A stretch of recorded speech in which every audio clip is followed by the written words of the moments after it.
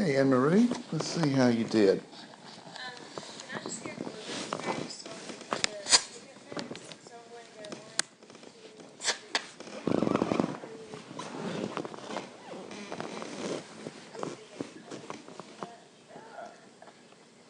1, 2, 3, 1.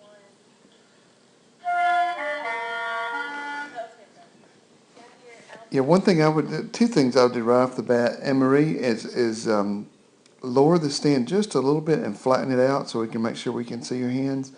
And let's work the rest of the semester when we have to do this, let's work on really projecting your voice more. I know I'm soft-spoken myself, and that's something I had to work on a lot when I first started teaching.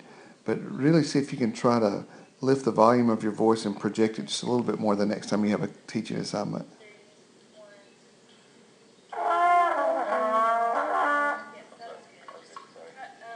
Continue to use support and try to avoid pressure. Can I hear just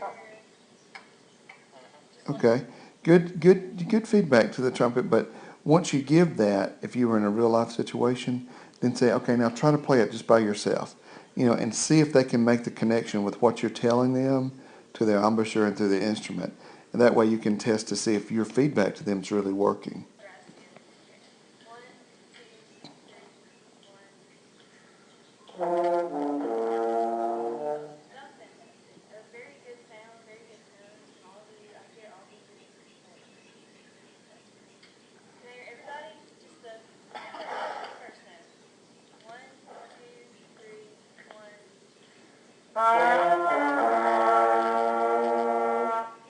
Let's do that one more time, and then hold out that first note together, and listen to each other. Listen to the person next to you, okay? Okay, good. Yeah, in a lot of situations like this, you will just have to take one note at a time. Okay, let's try to take the first 4 measures of the piece. Everybody together. 1, 2, 3, 1.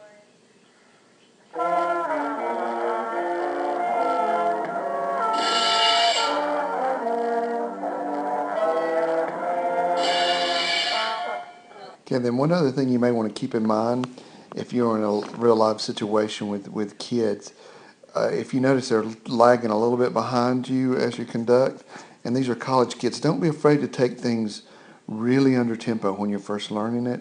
That's something that's really tough for us when we first get out of college and start teaching, because you just want it to happen.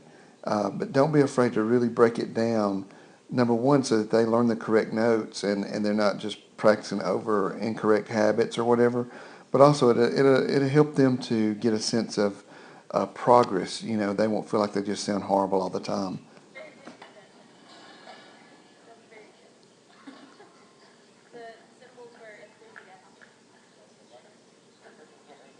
Can I just hear this side of the room?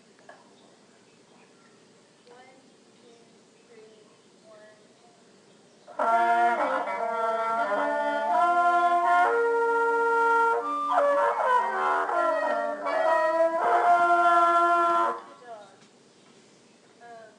Good job.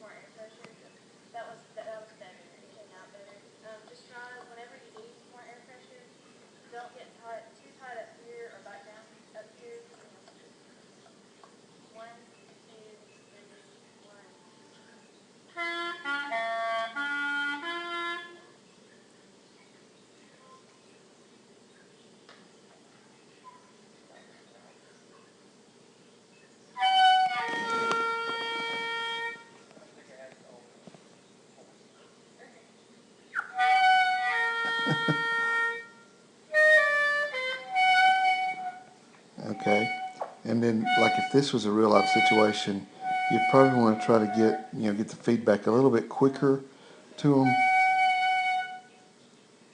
And I wouldn't be afraid, to even walk over to. There you go. Yeah, walk over to them and see if you can Try to make this actually see what's going on.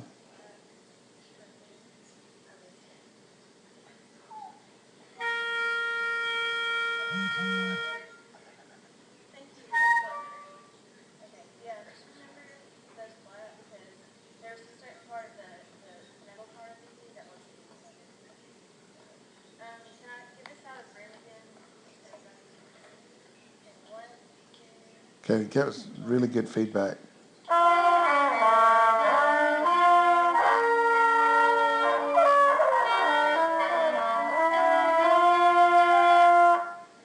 Just make sure everybody uses enough breath support. Okay, what would you say to that trumpet with that kind of pinched sound? Be thinking about those things. Just, I know you're struggling with that top note. Just try not to use pressure and have enough tension here to help that note come out. Can I hear it this side of the room? Yeah, it's tough to think of that stuff off the top of your head, especially when it's an instrument that you're not used to dealing with, isn't it?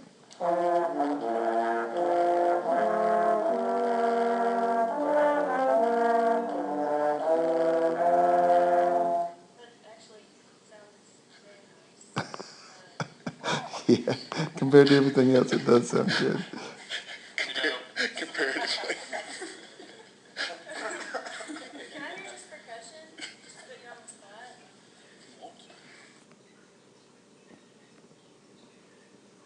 Okay, well, Three, one, two, one.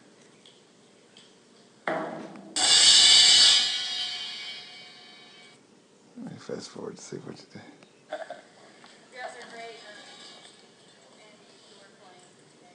And could you talk to him a little bit about the cymbal crash technique? The simple crash technique. Chris, can I see your simple crash technique?